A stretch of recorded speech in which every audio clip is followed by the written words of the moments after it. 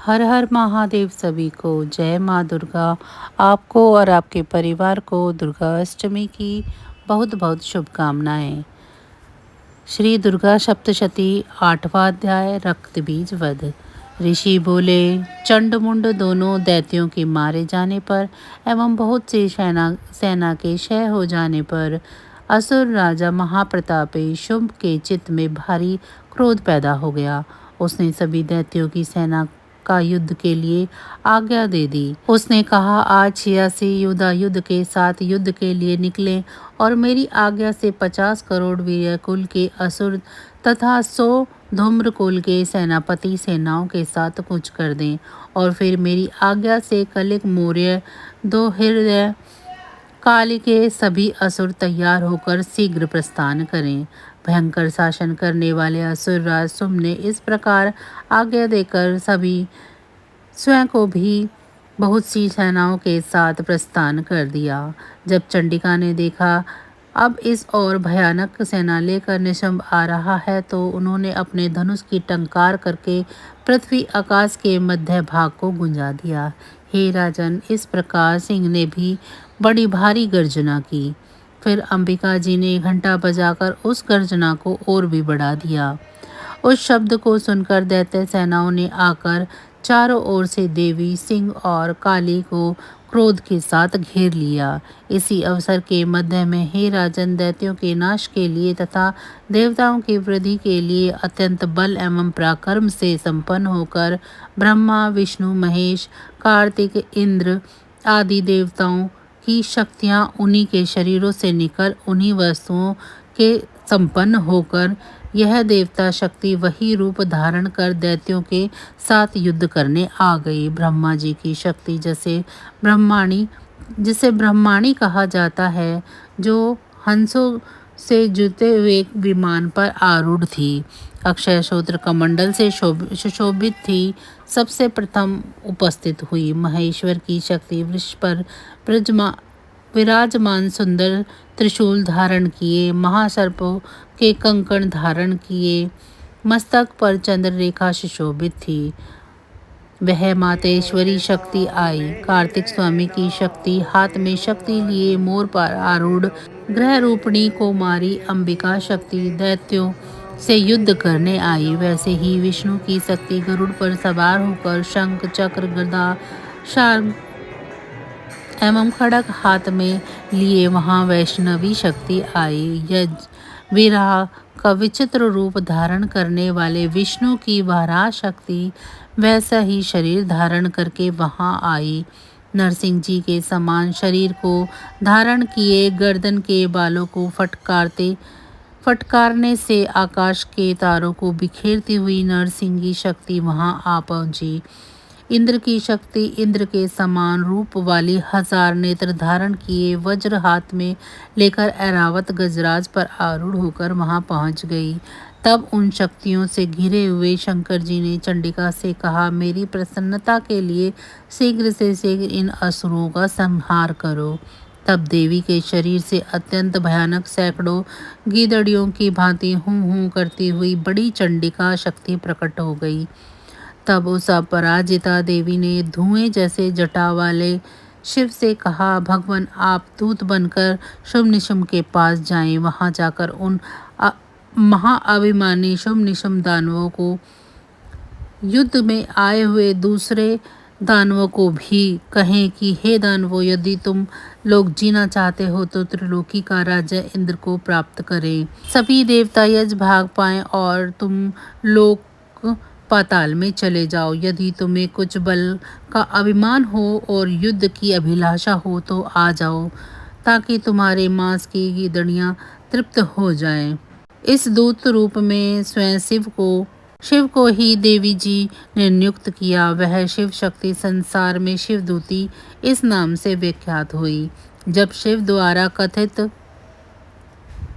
देवी जी के वचन और उन महाअसुरों ने सुने तो बड़े क्रोध में आ गए और वहां जहां कात्यायनी देवी स्थित थी उस ओर बढ़ने लगे। वहां कुपित होकर उन देव शत्रुओं ने बाण, शक्ति, दृष्टि आदि आयुधों से देवी पर पहले बाणों की वर्षा आरंभ कर दी। तब टंकार करके धनुष द्वारा पहने पहने बाण छोड़कर देवी जी ने खेल ही खेल में उनके फेंके बाण, शूल, शक्ति, परशु आदि शस्त्रों को काट डाला। फिर काली भी उनके सामने होकर शत्रुओं को शूल के प्रहारों से चीरती फाड़ती, खड़वांग से कुचलती मारती विचरण करने लगी। इधर ब्राह्मणी शक्ति भी जिस ओर दौड़ती उसी ओर अपने कमंडल का जल छिड़क देती, जिससे शत्रुओं का पराक्रम एवं तेज नष्ट होता जा रहा था। माहेश्वरी शक्ति ने त्रिशूल द्वारा,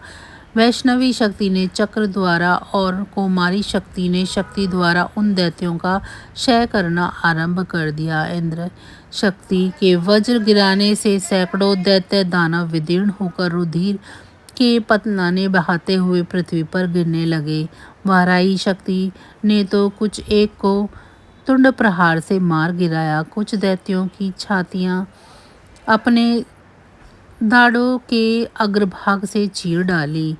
वारा मूर्ति ने चक्र द्वारा बहुत से दैत्य चीर फाड़ डाले। कितने दैत्य शिवदूती के कठोर अट्ठास से भयभीत होकर पृथ्वी पर गिरते हुए फिर उन्हें वह खाती गई।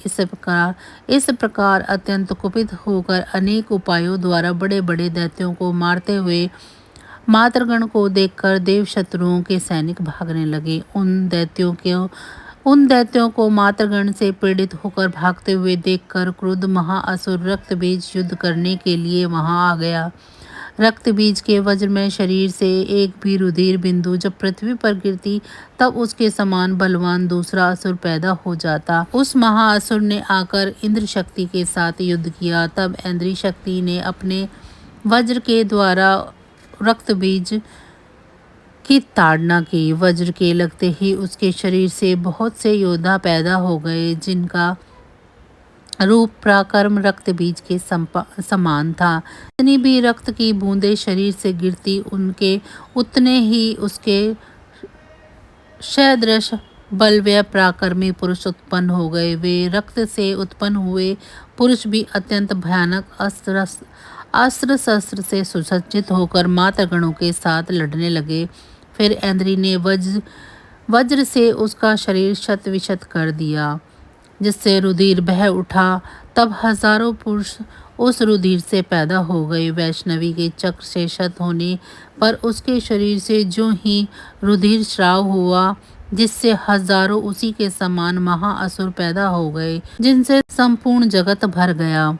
कुमारी ने शक्ति से उसे मारा, वाराही ने तलवार से, महेश्वरी ने महाअसुर रक्तबीज को त्रिशूल से हनन किया। उस दैत्य ने भी गदा द्वारा सभी मातृगणों को पृथक पृथक मारा।